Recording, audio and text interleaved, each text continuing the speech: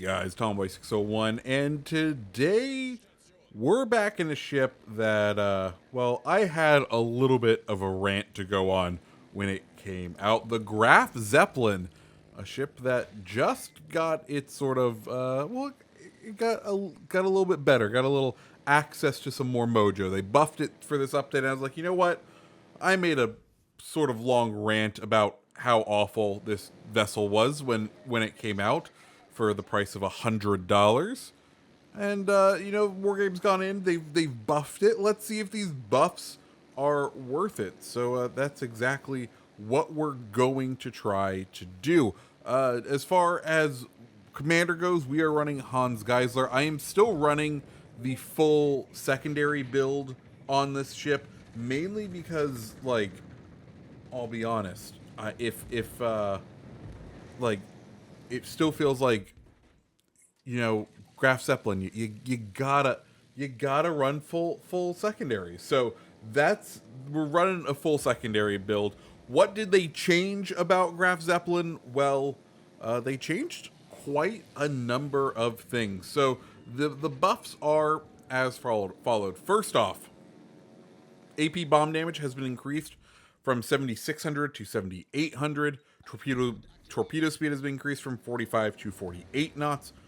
Torpedoes now arm quicker, 3.5 down from 4 seconds. Secondary range and torpedo boat armaments, anti-torpedo boat armaments, ATBA range has been increased from 5.5 to 5 from 5 to 5.5, which when you build for secondaries means you can get it out to like 8.5, which still isn't great. Like it's still, the best the carrier of the carriers, and the guns are supposedly some of the most accurate, but it still kind of lacks a little bit. Her hangar now holds 15 planes as opposed to 14, so one extra plane to get blown up or to not have to regen. And then finally, the planes have been made more maneuverable, and that's probably the biggest buff if we're actually being serious about this, because these guys needed some work. They were not very maneuverable, and yes, they were some of the slower planes out there when the Germans are kind of built around fast in and out planes, but they needed some work, and I'm happy to report much better on the maneuverability. As you see, we take like 26,000 HP from that one Tirpitz, thanks to AP dive bombers, because citadels from the skies are still good ideas. Anyways, let's go ahead and talk about the game. I am on it. I'll be honest, I feel like I've definitely played this one poorly. I wanted to try to help clear out this flank over on the left-hand side. I should have been out there hunting the DDs. We got spots on one of the DDs earlier, and if we look over at A, I don't think we would have been able to help over at A, because our destroyer has kind of just overextended himself, and I feel like that's sort of a theme from our destroyers.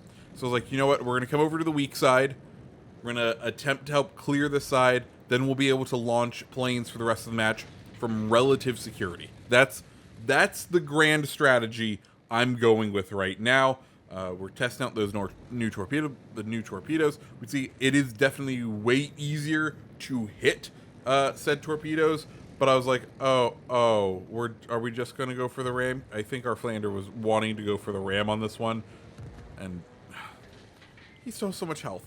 You could still live. You can fight another day if we drop another set of torpedoes. But I think one thing we've already kind of demonstrated in this match is just how effective the AP bombs are compared to the torpedoes.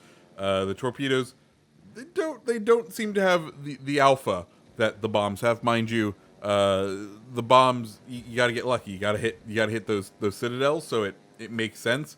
But we're gonna go in, try to finish off Vittorio Veneto right here. He has just a tad bit of health left.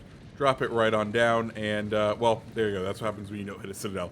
You don't get much left, but thankfully our teammate is able to finish him off.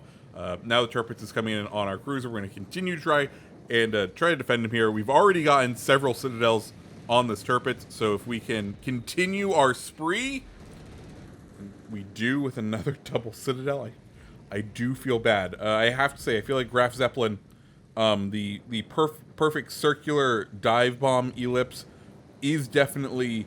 It feels a lot better than when I was reviewing this ship initially. It does feel a good bunch better, and we are hitting our shots, right? We are definitely hitting our torpedo drops, really doing some damage to the turrets. Mind you, we've gone through about half of our planes, and well, because we built into secondaries, we're not going to regen them particularly quickly. Anyways, we're going to go ahead, try to capture C because there's no one out over here, and we'll now now that we've cleared this flank, we kind of see what shenanigans have gone on, and it's not great for us because both of the destroyers are still out and about. So we're going to try assist with the destroyer hunting now, and see if we can start to turn the tide of this match. Now, if you didn't watch my original Graf Zeppelin video, I think you've probably missed the large rant I went on. The long and short of that rant was that for what they were one charging for the Graf Zeppelin, which they still are because it's a premium ship and they want to charge $100 for a ship. They needed to deliver something special with Graf Zeppelin, especially with the name, right? It is such a legendary ship in like the YouTube community, I feel like, just because of the crazy secondary shenanigans you could get into with this ship, and the fact that what we got didn't really have the secondaries like we had seen over on PC. I think, for me, I was really hoping to get some longer range secondaries, especially because I wanted that fear factor of coming up against the Graf Zeppelin, especially when you had such a poor performing planes. Like, it needed something special to make it stand out. And I was one who was baffled last update because all the carriers, except for the Russians for some reason, received a concealment nerf. So before, I was already like, okay, the distance between the concealment and the secondary range is too big, and then we widen that gap. I feel like this update returns it to that point, but I feel like it still needs more. I know this is crazy, so I want like 10-kilometer secondaries. Okay? I want ships, I want destroyers to fear being spotted when they are torpedo running a Graf Zeppelin, right? All of the other times, the destroyer has the upper hand in that situation. I want the ability to have this one ship. Its one weird quirk is like, when you're a destroyer, your job is only to spot the Graf Zeppelin and try not to get within its secondary range, and let your teammates be the ones who have the bigger guns finish it off. That's ideally what I was hoping for, what I wanted in my heart of hearts. I realize that really, one, is crazy. Let's be clear. That's crazy. But I want it. I want this ship to be special. And with these buffs, I don't think it makes it special anymore.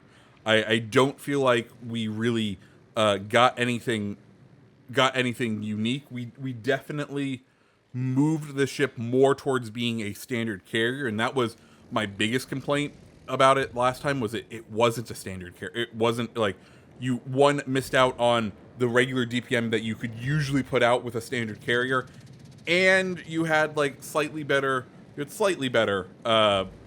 secondaries, but it really didn't feel like it panned out all that well. Now it feels like you have the proper DPM associated with a tier 7 carrier. Like, you feel like you can still compete up there now. I think the biggest part of that is just the added maneuverability on the boats, on the planes, and the torpedoes being slightly more effective, especially because with the German carriers, your torpedoes are supposed to be your consistent hitters. The dive bombers are your roll of the die, right? And I think what we got now is, yeah, those torpedoes can deliver, they can deliver pain to the enemy a little bit more consistently. And also, when you roll the dice with the AP bombers, you know, you have a chance to really, really take someone down to knock down their health bar. And I like that. I do. It does definitely move this ship into the realm of being, like I said earlier, a more respectable tier 7 carrier. I just still think its gimmick in its current state isn't the best. I just wish it was just a little bit smarter, right? It was just a little bit more effective. That those guns were just had that little bit more range, so that you could really pull off those spectacular plays that you don't get to see in any other carrier. So we've gotten to the end of this match through another rant about Graf Zepplin. We're going to demonstrate the secondaries once again, because secondaries go burr, secondaries go fun. We're gonna try to gun down the enemy carrier with our secondaries. At this point, the match is lost, but we have Graf Zepplin secondaries, so we might as well try them out. We can see they're finally starting to fire up. I do have to say, I thought there was more of them. I expected, like in my mind's eye, I thought I remembered more secondaries popping off on this ship, and I have to say, it feels very reserved. Mind you, the one thing I do have to say is they are very accurate. That is the one thing you can't say about Graf Zepplin. Those secondaries are some of the most accurate in the game. Suzuya pops up like, okay, yo, guns, let's turn, let's burn, let's get into this Suzuya. It has fractions of a health bar left. Can we knock this guy out? And well, you can see just how much health he manages to take from us while we are just trying to finish him off. We get the secondary exit right there. We turn back. At this point, all is lost. We know torpedoes are coming in. It was a fun match, and guys, that's the Graf Zeppelin. What do you guys think? Is Graf Zeppelin something that's on your mind anymore? For me, I still don't think it's worth that $100 price tag, but you know, maybe I'm wrong. Maybe you love this thing. Anyways, guys, if you liked the video, go ahead, hit the like button, hit the subscribe button, and I hope you have a fantastic rest of your day. See ya.